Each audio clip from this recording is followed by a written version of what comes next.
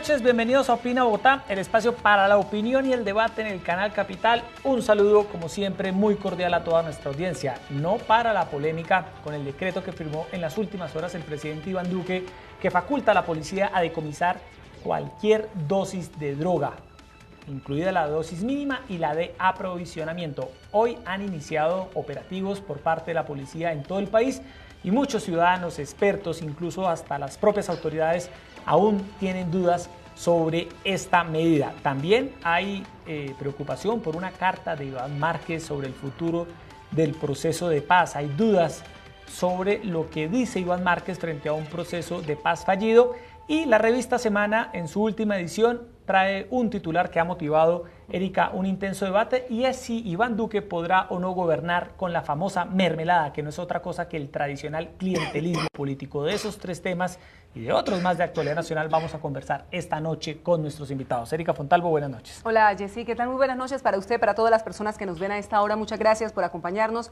una vez más en este Opina Bogotá. Y como está ocurriendo en las distintas partes del país, en las zonas urbanas, en las zonas rurales también, por supuesto, aquí en Bogotá la Policía Metropolitana ya comenzó una serie de operativos, de requisas, de controles para dar cumplimiento a este decreto firmado por el presidente Iván Duque. El Código de Policía, Jessy, contempla una multa de 208.000 pesos a quienes porten o consuman estupefacientes en espacios públicos. A través de la aplicación de ese código, este año han sido sancionadas, tengo yo el dato exacto, 54.438 personas por consumo de estupefacientes en espacio público en la ciudad de Bogotá y 12.605 personas por porte de estupefacientes. Hay muchas inquietudes alrededor de la aplicación de este decreto en una ciudad como la nuestra, donde hay un déficit importante de policía, de fuerza pública. Muchos sectores ya están diciendo que en vez de atender los reales problemas de seguridad de la capital del país, de Bogotá,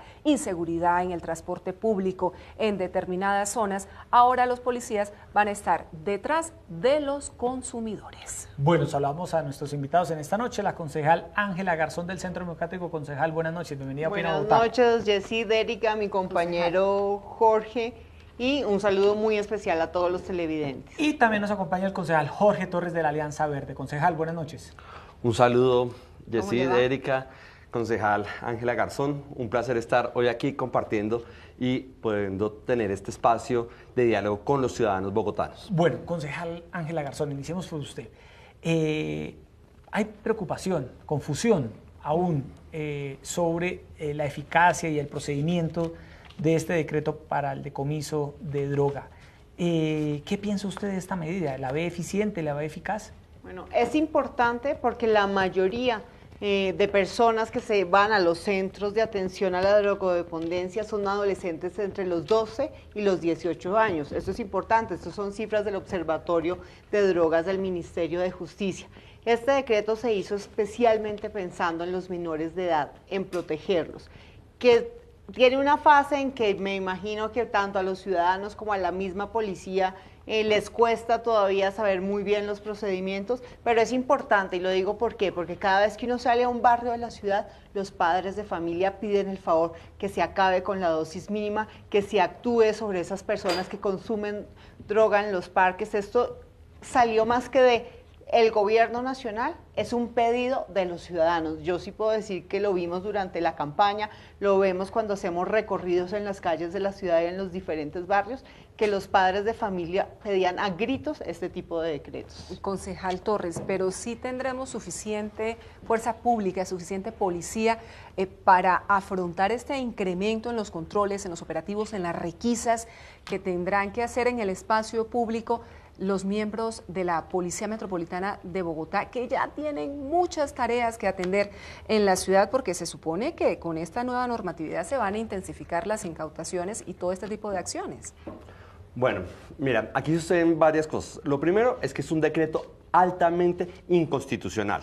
Está clarísimo, tenemos unas sentencias que son claras frente al tema de las libertades individuales y claramente el presidente Iván Duque y su gobierno están atentando contra las libertades de los colombianos. Lo primero. Segundo, no tenemos la capacidad de que los policías en Bogotá ni en ninguna parte del país claramente cumplan este decreto. Es un saludo a la bandera, es una promesa incumplida lo que le están haciéndole sentir a buena parte de los colombianos, porque mire, el Código de Policía ya lleva un año en funcionamiento desde que se están aplicando los comparendos. Solo en Bogotá se han aplicado 242.000 comparendos frente a esta cifra, pues un porcentaje alto, 54.000, tienen que ver con el consumo de sustancias psicoactivas. Pero claramente los policías no están logrando colocar la cantidad de comparendos que están establecidos en el Código de Policía. Entonces, ¿qué nos va a suceder? Claro, ¿qué nos va a suceder? Que la policía se va a ir a buscar a los consumidores que están en los barrios y no va a atacar el problema central, que es el narcotráfico que existe en la ciudad, el narcotráfico que existe en el país. Lamentablemente, esta es una política corta, porque si bien claramente tenemos que actuar frente a una problemática que viene en crecimiento, no era yéndose en contra de los consumidores, era buscando mecanismos que generaran una política de prevención integral. Y claramente este decreto lo único que hace es ir a perseguir, sobre todo a los jóvenes más pobres de ese país. Quiero decir una cosa, Yesidí y Erika, con el tema de las libertades individuales. Primero recordemos un artículo de la Constitución que muchas veces en Colombia parece que se les olvida, que es el artículo 44, que el derecho de los niños prevalece sobre el de todos los demás. Ese es un artículo que nos pone a todos a decir, siempre prevalecerán los derechos de los niños. Yo no sé si ustedes han recorrido Bogotá y han ido a algunos parques, en Ciudad Bolívar, en la localidad de Chapinero, en la localidad de Usme, en la localidad de Usaquén, que se repite en todas las localidades de la ciudad. Ustedes han ido a parques que estén los niños con su familia, a veces solos, niños de 13 años que salen a veces a jugar fútbol solos a los parques, y al lado hay personas consumiendo marihuana. ¿Lo han visto? Yo lo he visto en muchos parques de la ciudad. Duda. Uno se les acercaba y les decía, por favor no fumen al frente de los niños. Y decía, es mi libertad fumar. No, aquí qué pena. Aquí lo que prima, si quiere consumir, vaya con una dosis mínima en su hogar, pero no en un parque donde está afectando a menores de edad. Por eso en el caso concejal Ángel Garzón, por ejemplo, este decreto busca, y lo decía el presidente Erika Iván Duque, proteger a los niños, proteger los espacios públicos. Pero muchas personas se preguntan si la persona, Erika, y lo hemos planteado aquí en nuestro programa, lleva su dosis mínima en la calle, no la está consumiendo, la está solamente portando en su maletín, que es la dosis mínima que le avala la Corte Constitucional. A esa persona se la van a decomisar, se la van a destruir. Si está consumiendo la dosis mínima, si encuentras más de dosis mínima, pues ya actúa las otras leyes que hay. Pero no si se está consumiendo en lugares públicos. Pero no se está persiguiendo el porte de la dosis el mínima. consumo de dosis mínima. No, el decreto es totalmente claro. El decreto va a buscar incautar el porte de las sustancias. Mire, se lo planteo de la siguiente manera. El Código de Policía ya le daba las facultades a la policía de que si encontrar una persona consumiendo en un parque, ya podía colocar la multa que estamos hablando hoy. Eso no es nuevo, lleva un año de sanción, y por eso es que llevamos estos 54.000 comparendos. ¿Qué es lo que establece el nuevo decreto? Lo que dice la norma ahí, lo que firmó el presidente Duque, es que se le va a retener las sustancias psicoactivas a aquellas personas que las tengan o las estén portando. Eso es lo que dice el decreto. Pero eso el portador es lo tiene que salir a demostrar lo otro adicto. ya existía. Tiene que demostrar que es un adicto para que... Con un certificado médico. Un certificado médico que puede tener la Erika, dosis. Un documento que constate su condición, pero ahí también uno se pregunta, Sí. dice, bueno, una persona que no es un consumidor habitual tiene que reconocer que es un adicto frente a las autoridades o frente a otras personas, si es que es sorprendido portando una dosis mínima en la calle, así no la esté consumiendo. Eso no es verdaderamente vulnerar los derechos a la intimidad de una persona si es que cae en una requisa, por ejemplo, en Transmilenio o en un parque. Pues lo que busca además este decreto, Erika, es lograr que Colombia siga creciendo en ese porcentaje de país consumidor. El Departamento Nacional de Planeación hizo en 2016 una investigación muy juiciosa al narcomenudeo en Colombia y encontró que Colombia pasó de ser un país productor a ser un país productor y consumidor, y además que ocupa el cuarto lugar de países consumidores en América Latina. Este decreto lo que busca es contrarrestar ese problema que estamos viendo de consumo, pero sobre todo este decreto es lo que yo decía, proteger a los menores de edad, que estamos viendo además el tema de entornos escolares alrededor, no solamente en Bogotá, sino en las principales ciudades del país, cómo estamos viendo que nuestros niños están siendo víctimas de los jíbaros con la excusa muchas veces de la dosis mínima. Y yo vuelvo a decir, esto es una solicitud de miles de colombianos, especialmente de padres de familia, porque aún personas que no son padres de familia también lo piden. Es una solicitud que se hace en Bogotá y en todo el país. Por favor, actuar contra esas dosis mínimas. Aquí entramos a la pregunta, si penalizar o no la dosis mínima. Pues la posición del Centro Democrático es conocida, es penalización de la dosis mínima. Pero por ahora para atrás la sentencia de la Corte. Pero por ahora este decreto lo que busca es proteger a los menores de edad, sobre todo. Que es incautar y destruir cualquier cantidad de droga que se haya hallado en manos de los ciudadanos, incluido la dosis mínima, es lo que dice textualmente el decreto firmado por el presidente. Una pregunta, José Torres, en el caso de Bogotá, Erika, donde tenemos dificultades en términos de pie de fuerza, es una ciudad, sí, Erika, que usted bien sabe que no tenemos suficiente policía. ¿Qué reto plantea este decreto en el caso concreto de Bogotá, concejal Torres? Ustedes que son concejales de la ciudad, ¿cómo lo ven? Mire, si la apuesta realmente fuera a trabajar para que los niños no cayeran en el flagelo de la drogadicción, claramente tendríamos que comenzar con estrategias de prevención, con estrategias que ayudaran a que las familias generaran un diálogo mucho más sincero, más abierto, más fuerte con sus propios hijos. Generaríamos procesos de prevención en los colegios, pero de eso nada se habla, así que es una falacia ese cuentico que nos están metiendo de que esto lo hacemos por los niños. No, ¿qué es lo que van a tener realmente las mamás que soportar? Van a tener que ver nuevamente a sus hijos, adolescentes o jóvenes que de pronto estaban en un parque, como lo acaba de decir aquí la concejala, en Ciudad Bolívar, en Usme, como lo dijo ayer el representante también del Centro Democrático, Gabriel Santos, esos muchachos que están por ahí, en esos barrios periféricos de la ciudad, es a los que este decreto va dirigido. Y entonces las mamás van a tener que vivir con la angustia de en qué momento la policía va a coger a mi muchacho, posiblemente se lo va a llevar a un centro de protección, posiblemente porque estaban reunidos, entonces ya posiblemente la policía va a decir, mire, ese grupito está consumiendo, y va a volver una lógica que ya habíamos superado en el pasado, donde a los jóvenes se les estigmatiza por su calidad de ser jóvenes y adicionalmente por su condición de ser pobres, porque lamentablemente para el Centro Democrático la condición de ser pobre es una condición que los lleva a ser una persona sujeta a delinquir con mayor frecuencia.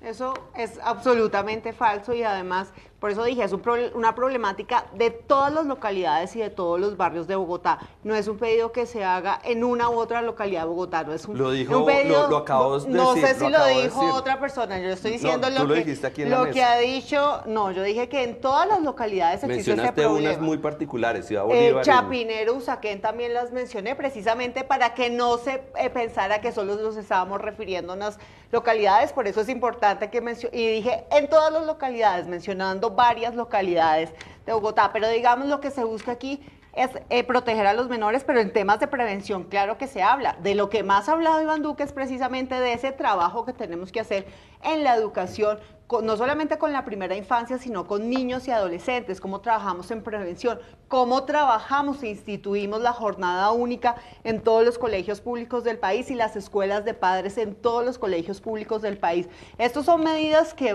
tienen que ir conjuntas, tanto la prevención y la educación como el tema de ir contra esas dosis mínimas que existen de las personas que están consumiendo en la calle y el luchar fuertemente contra la delincuencia, además contra esos jíbaros que además se han dedicado es a ir contra los menores de edad.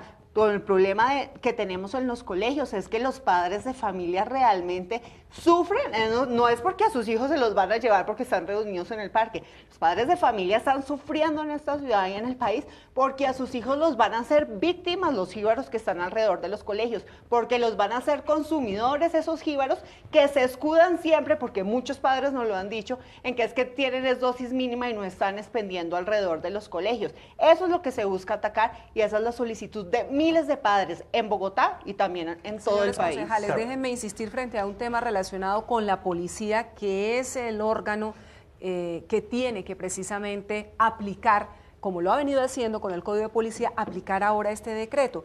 En Bogotá, según la encuesta de percepción y victimización de la Cámara de Comercio, los ciudadanos piden acabar con la corrupción de la policía en un 41%.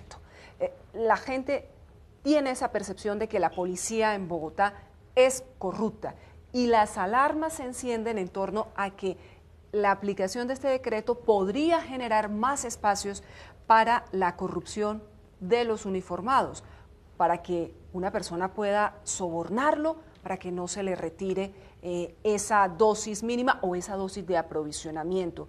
¿Esto no es hacer un problema mucho más complejo?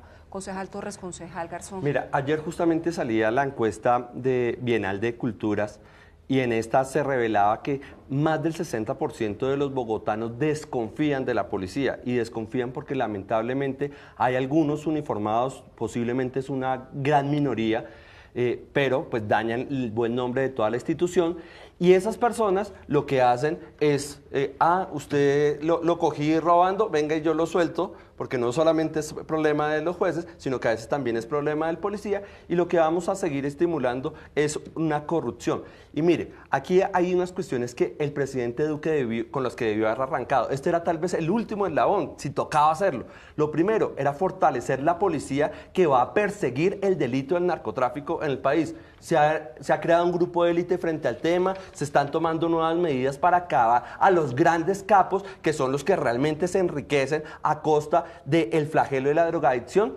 No ha dicho ni una sola palabra. Estamos tomando decisiones para que la policía en el área metropolitana de Bogotá, a través de mecanismos de inteligencia, persiga aquellas bandas delincuenciales que están dedicadas al tráfico de droga. Tampoco se tomó una decisión al respecto, no estamos creando ninguna unidad élite que persiga a esos criminales. Tercero, estamos creando por parte de la policía, le estamos aumentando el pie de fuerza para que efectivamente pueda salir a perseguir a todos esos expendedores que están a la salida de los colegios. Tampoco hay ninguna decisión por parte del presidente Iván Duque para responder a esa que es la necesidad sentida. Entonces aquí se saca un decreto donde dice, le vamos a quitar la droga al que la lleve, pero con eso no vamos a solucionar absolutamente nada. Sí, vamos a tener un showcito por unos días donde se va a decir, no, ahora estamos incautando tanta cantidad de marihuana, tanta cantidad de cocaína, pero lo único que va a generar eso es que los niños y los adolescentes pasen de sustancias no tan dañinas como la marihuana a sustancias mucho más pesadas que son más difíciles de reconocer porque no generan olor, porque no generan drogas sintéticas, tal cual. Bueno, el otro tema para el debate de esta noche tiene que ver con una portada, Erika, de la revista Semana. Se planteó la revista en su última edición un interrogante sobre el gobierno del presidente Iván Duque que se alista para entrar en el terreno de los 100 días. Dice la revista Semana que se puede gobernar sin mermelada y plantea que el presidente Iván Duque ha tomado la decisión de eliminar esta manera de tú me das puestos, yo te apoyo los proyectos en el Congreso. Y dice la revista que esto podría estar poniendo en riesgo su gobernabilidad, pues dada la histórica tradición de cómo opera el Ejecutivo con el Legislativo, y plantea la revista si el gobierno de Iván Duque tiene un plan B o una alternativa para reemplazar esta manera. Pero además esto no es nuevo, Jessy. Mire, Sí. En campaña, Iván Duque, como candidato del Centro Democrático, encontré este trino que era de principios de este año. Y él ya advertía, necesitamos un gobierno sin mermelada, que acabe con los carteles de únicos proponentes, con el clientelismo y el amiguismo, que dé ejemplo y empodere al ciudadano para luchar contra la corrupción. es sin lugar a dudas un propósito verdaderamente notable, pero de ahí, del Sí, dicho al hecho hay mucho hay trecho. mucho trecho. ¿Y qué va a pasar en el Congreso? Entonces, ese es el tema. Concejal Ángela Garzón del Centro Democrático, ¿cómo ve usted este tema de la mermelada, el presidente, el Congreso? Pues me gusta que Erika haya recordado ese trino y además recordar que el presidente Iván Duque, cuando era senador del Centro Democrático, fue uno de los primeros en pelear y denunciar los temas de mermelada del gobierno anterior. Siempre durante campaña dijo que quería un gobierno técnico y paritario, y lo cumplió además. Hoy vemos un gobierno conformado por ministros que la misma oposición se asombró al ver los nombramientos. Unas personas técnicas, con experiencia y un gobierno paritario, cumpliendo eso de tener 50% de mujeres, 50% de hombres.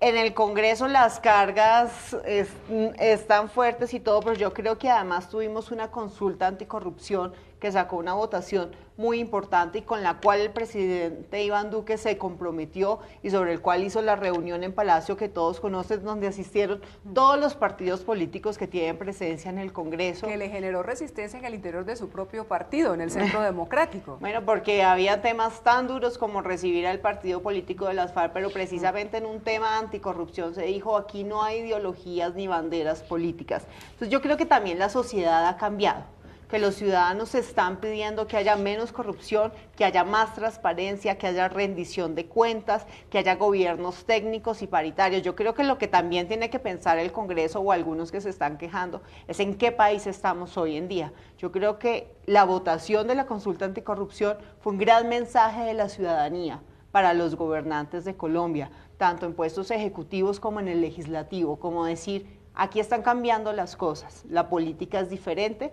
y ustedes también tienen que cambiar. Y yo creo que lo que está haciendo el presidente Iván Duque es precisamente escuchar ese clamor ciudadano y hacer lo que él se comprometió en campaña y cuando era senador también. Y son gobiernos técnicos, gobiernos paritarios, gobiernos que escuchen a la gente. Está haciendo talleres donde se acerca a las regiones cada semana también para escuchar a la gente. Y yo creo que es el Congreso de la República el que más debe replantearse es qué tipo de país tenemos hoy en día, porque el que cambió fue el país. La ciudadanía ha mandado mandatos claros en estas elecciones. Bueno, pues yo me alegro muchísimo que el presidente Iván Duque y algunos miembros del Centro Democrático, digamos, le estén apostando a creer en la consulta anticorrupción que propuso el partido Alianza Verde en una clara lucha frontal contra la corrupción. Lástima que no la apoyaron cuando había que apoyarla, porque el momento de apoyarla y el momento de hablar de la consulta, pues ya pasó. La consulta, pues hay que recordarle, estuvimos muy cerca a lograr el umbral, pero lamentablemente no pasó. Y lo que estamos viviendo hoy es que el Centro Democrático, desde el Congreso de la República, está buscándole cómo le pone palos a la rueda para que esa consulta anticorrupción, que logró un respaldo muy importante de los colombianos, se pueda llevar a cabo a través de leyes que la materialicen. Lamentablemente le buscan mecanismos para decir, este tema no es tan importante, este otro tema hay que reducirlo a algunos puntos y no le están haciendo caso a la decisión de la ciudadanía de luchar contra la corrupción con 7 puntos que eran supremamente claros. Ahora bien, viene la pregunta si Iván Duque efectivamente está siendo consecuente con su discurso. Teniendo en cuenta, concejal Torres y concejal Ángela, que no tienen mayoría, ni en el Senado ni en la Cámara.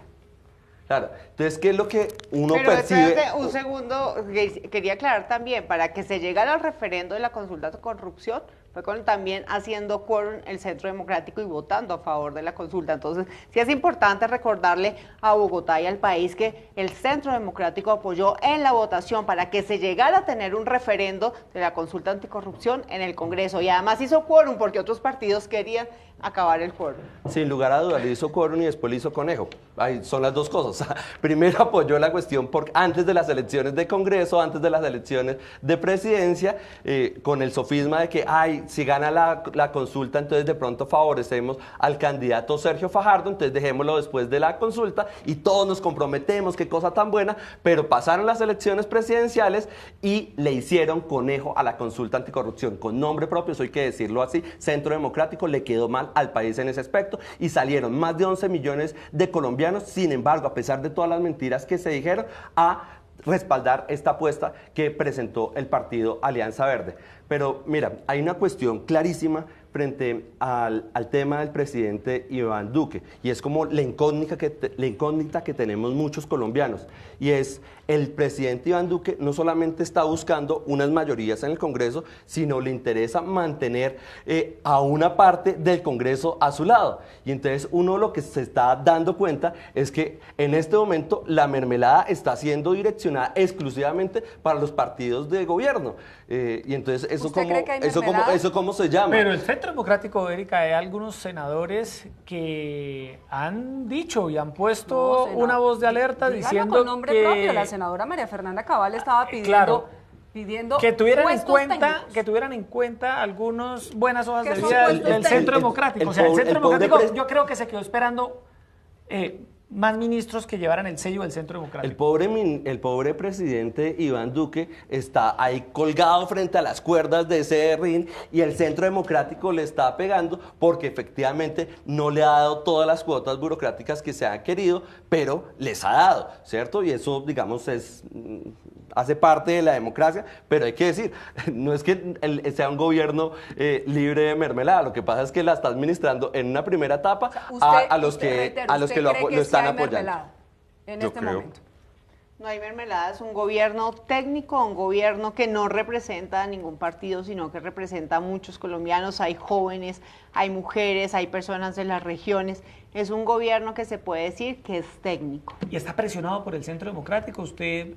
Algunas personas tal vez no están, otras personas estamos totalmente de acuerdo con que el presidente haga un gobierno técnico, un gobierno que está buscando volverse de cara a la ciudadanía. ¿Y ustedes creen Es como una que mermelada light.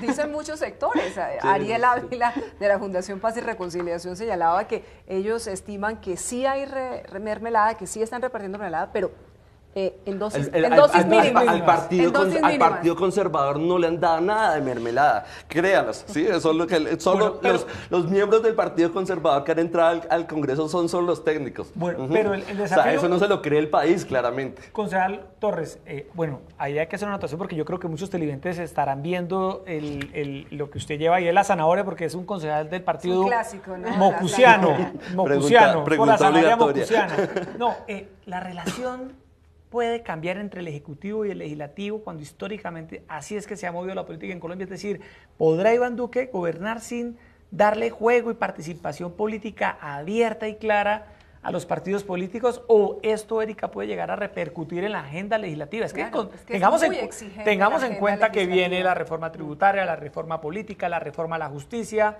Los mismos proyectos de ley en torno a la consulta anticorrupción que están ahí. Entonces, concejal Garzón. Es lo que decía Jessy, yo creo que el país cambió y lo que tiene es que empezar a cambiar esa dinámica legislativo ejecutivo. Hay también muchos congresistas jóvenes en el Congreso, hay muchas personas que llegaron con ideas nuevas. Yo creo que hay que esperar un poco a ver qué es lo que está pasando, porque la política tradicional, tal y como se conocía, en estas elecciones cambiaron. Es que veamos lo que pasó en las elecciones al Congreso y presidenciales.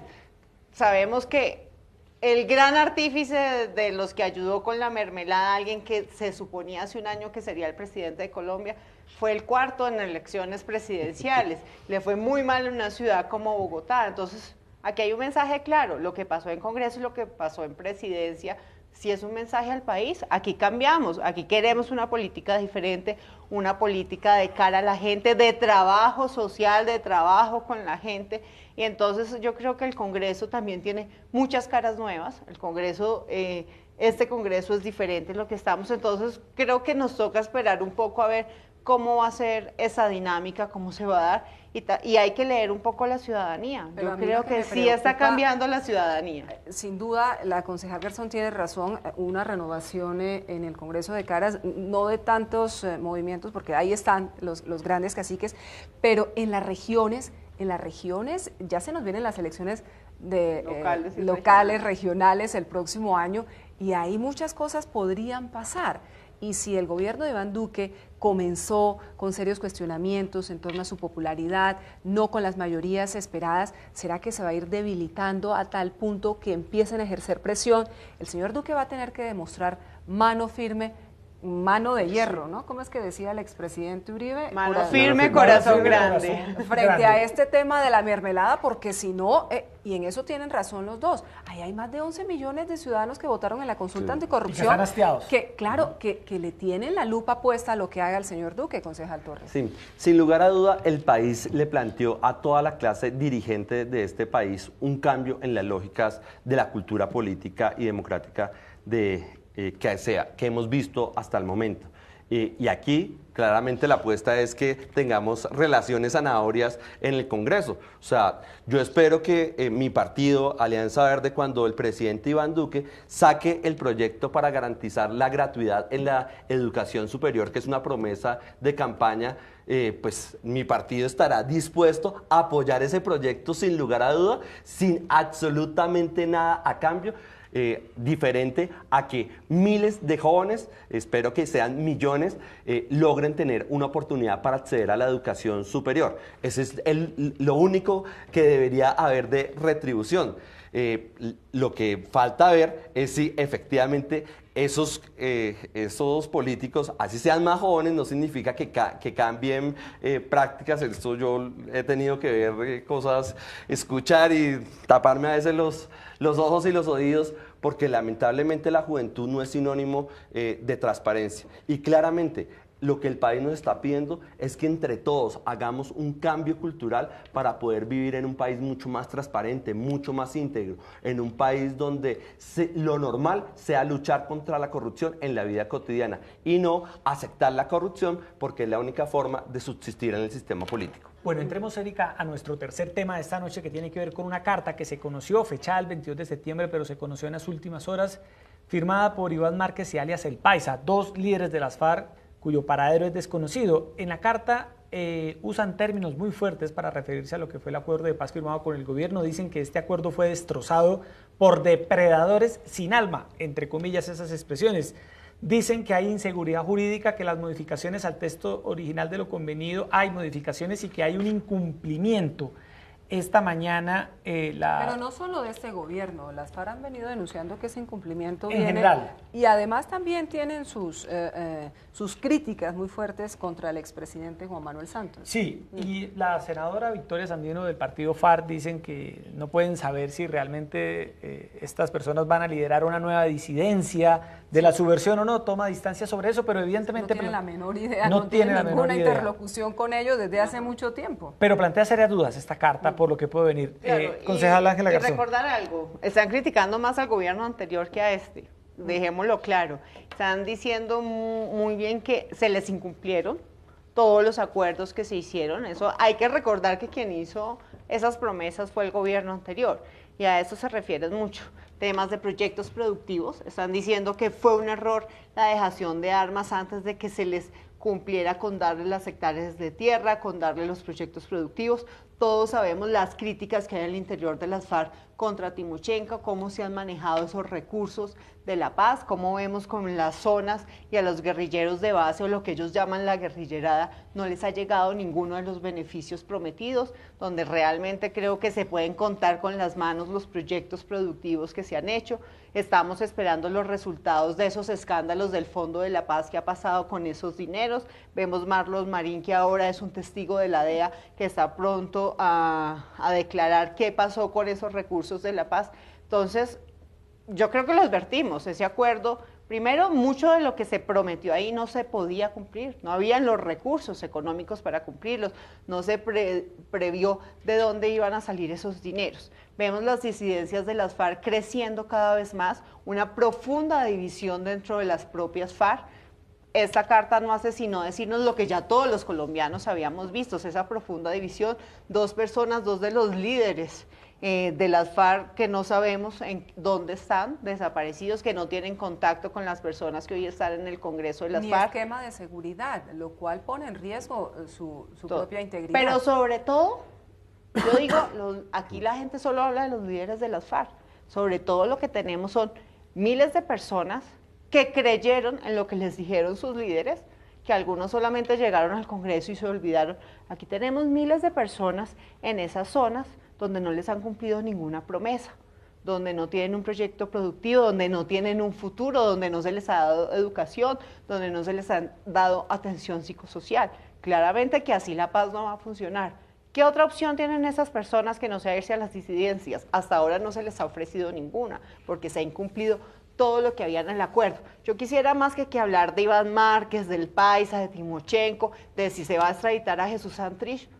Esos líderes de las FARC estuvieran mencionando qué vamos a hacer con esas miles de personas, muchos de ellos víctimas de reclutamiento forzado cuando eran menores, que cumplieron mayoría de edad dentro de las FARC y hoy no tienen ninguna opción de vida, pero también hay ni de reincorporarse a la hay un sociedad. tema que ellos se comprometieron a los principios básicos que son de justicia, verdad, reparación y garantías de no repetición, y la JEP, que es la Jurisdicción Especial de Paz, les ha hecho un llamado para efectivamente que respondan, para que comparezcan por una serie de delitos, y aquí lo que se tiene que definir por parte de ellos es si van a seguir formando parte de ese proceso de la mano de la JEP, porque la carta no está dirigida a la JEP, la carta está dirigida a la Comisión de Paz del Congreso, que recientemente los estuvo buscando en el Caquetá y que evidentemente no los encontró. Entonces, ellos tienen que aclarar y decir de qué lado están.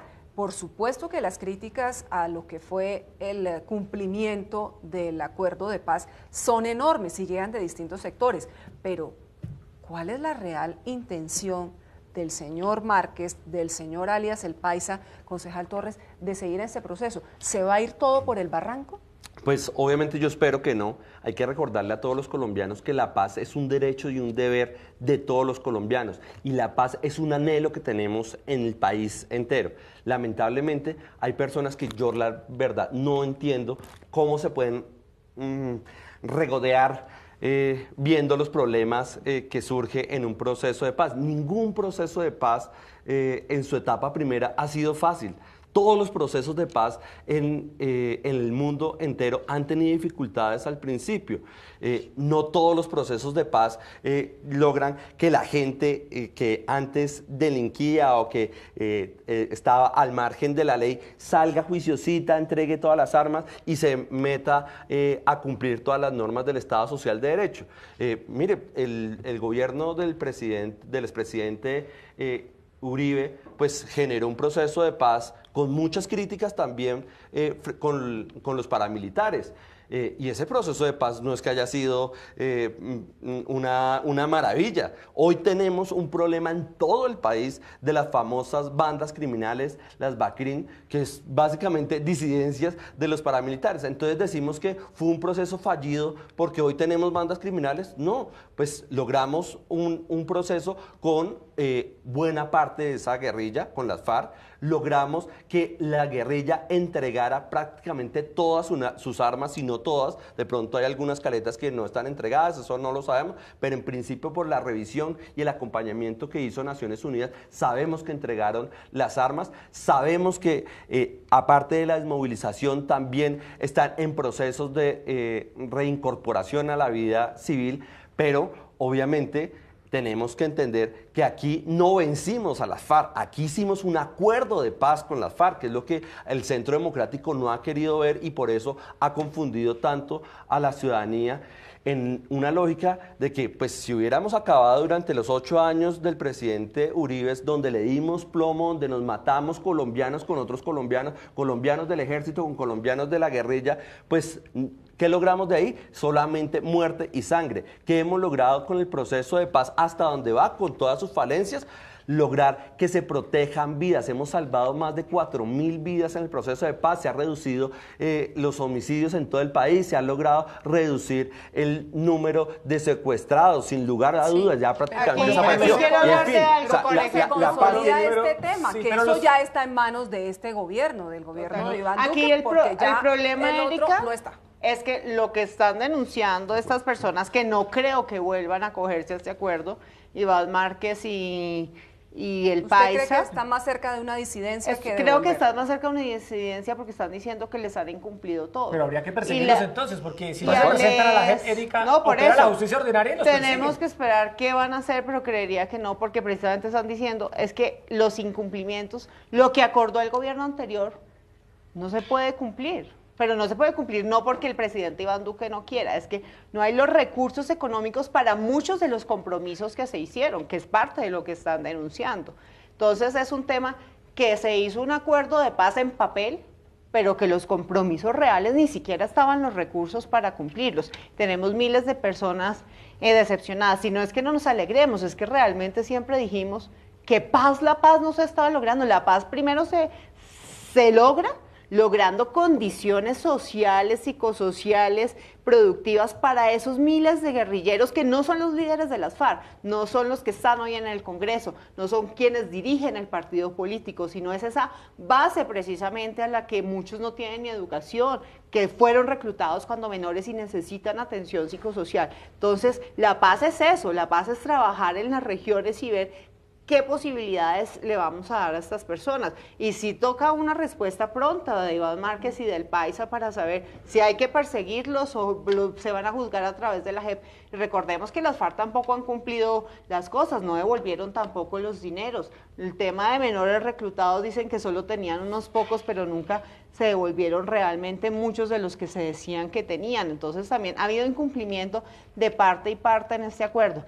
Todos los colombianos anhelamos con la paz. Centro Democrático jamás ha estado en contra de la paz, estuvo en contra de un acuerdo que creemos que jamás iba a llevar a la paz y es lo que estamos viendo hoy. Lo que hemos dicho es que tenemos que lograr condiciones sociales para esa guerrillerada y que realmente ellos puedan reincorporarse a la vida civil. Pero hoy estamos viendo que no, que reincorporados a la vida civil con todas las condiciones económicas, productivas, y todos son quienes están en el Congreso. Pero vayan, o sea, ni siquiera nos pregunten al Centro Democrático. Vayan a esas zonas y pregúntenle a los guerrilleros que están ahí cómo se sienten, si no se sienten engañados, si no se sienten preocupados, qué van a hacer con sus vidas porque no tienen opciones. Erika, por esta Claro, época se pero cumplen 2 años de la votación del plebiscito, Hoy. ¿no? Hoy, justamente. Hoy, 2 de Justo 2 de octubre. octubre se cumplen los 2 años del no. Sí, sí, sí. Concejal Torres, a propósito de esos 2 años del no, ¿usted cree que si se volviese a votar ese plebiscito, ganaría el no o ganaría el sí? ¿Usted cómo lo ve hoy, 2 años después? Pues siempre he sido un convencido de que los colombianos quieren la paz y claramente esperaría que en esta ocasión, viendo que el Centro Democrático y algunos de sus militantes dijeron que habían engañado a la ciudadanía, pues hayan entendido que la apuesta clarísima era lograr avanzar hacia un proceso de paz que, vuelvo a insistir, ha salvado vidas. Pero adicionalmente, aquí hay que tener en cuenta que pues si el gobierno anterior incumplió ciertas cosas, pues ya es pasado. Hoy tenemos un presidente. Nosotros hubiéramos querido tener otro, sin lugar a dudas, que tuviera mayor voluntad de paz, mayor voluntad de hacer realidad esos acuerdos. Pero esos acuerdos están escritos y hay que cumplirlos. Y entonces la pregunta que uno se hace es, ¿cuál es la apuesta genuina del presidente Iván Duque frente al proceso de paz? Entonces, lo que existe en este momento, ya ¿cuántos meses llevamos de elección del presidente? No, hemos cumplido 2 meses de Bueno, posesión. todavía no hemos llegado de a los 100 días, posesión. ya casi. Ya, estamos a 5 días.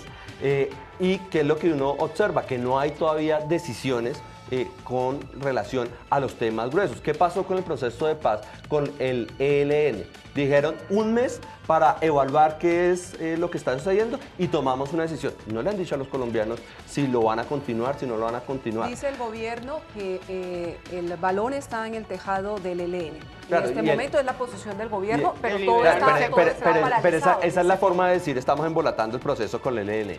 Cuando uno Pues va y esa es la forma de decirle, devuelvan los secuestrados. Cuando uno va y le pregunta al señor Archila, que es el alto consejero para el posconflicto, bueno, ¿cuál es su posición? Lo que vemos es que nombraron a un señor que claramente tiene un pensamiento totalmente diferente al gobierno.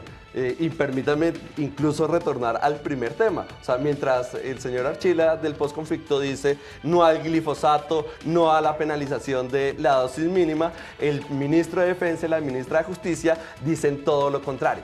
Entonces, ¿qué es lo que vamos a tener? Vamos a tener un doble discurso durante 4 años diciendo sí, nosotros queremos la paz, pero donde en realidad el gobierno Duque le va a mamar gallo, perdónenme la expresión, a los colombianos que realmente tienen un anhelo de paz. ¿Sabe cuánta plata se necesita para implementar en su totalidad los acuerdos de paz? Dicho por la Contraloría General, 76 billones. ¿Y sabe de cuánto es pesos. el déficit que tiene actualmente el gobierno, Erika, según las cuentas conservadoras? 14 billones. Yo lo que puedo decir Bueno, es que por ahí pasó. Conservadoras, Sí, conservadoras. el Hablan gobierno- de 25. Hablan de 25. el gobierno del presidente Iván Duque lo que está preocupado es por ayudar a los colombianos, entre esos guerrilleros de base que decidieron reincorporarse y cómo buscar soluciones para darles proyectos productivos, Sí, pero formalidad en esos el guerrilleros de área. base, perdóname, esos guerrilleros de base no estarían ahí si los líderes Pero no hubieran hecho un lo acuerdo que de quiero paz. decir, Listo. lo importante Bueno. es aquí las condiciones sociales para la gente, además, para que decidan no irse a bandas Listo. criminales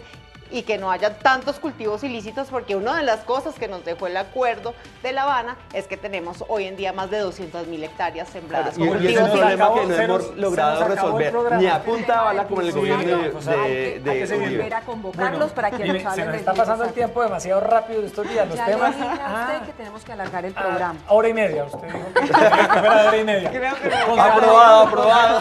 Gonzalo Torres, buenas noches y muchas gracias por estar esta noche con nosotros, como siempre. Bueno, muchas gracias a todos los ciudadanos por tener la paciencia y sigamos convencidos que podemos seguir construyendo una paz estable y duradera. Bueno, concejal Ángela Garzón, gracias. Bueno, me gusta esa paz estable y duradera porque era la que nosotros hablamos, que una paz real, una paz estable, una paz que sí fuera de verdad.